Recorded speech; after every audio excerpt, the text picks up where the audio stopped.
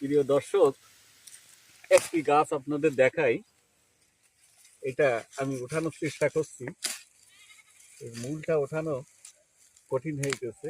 এই যে এটা শিয়ালমতি গাছ, দেখতে কিছুটা বনমূলর মতো, কিন্তু মূলত এই শিয়ালমতি গাছ। এর ঔষধি গুণ রয়েছে অনেক।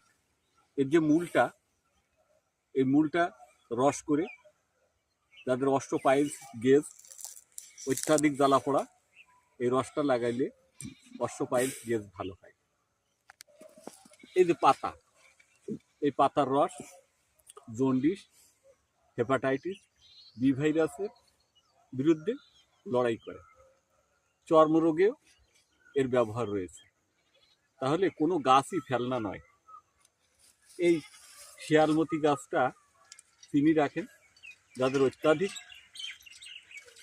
চর্মরোগ, অশ্বপাইলস, গেজ বা জন্ডিসের সমস্যা। আমি যে বিষয়গুলো বললাম এগুলো জেনে সেবন করবেন, অবশ্যই উপকার পাবেন। গাছ কখনো মিথ্যা কথা বলে না, গাছ কখনো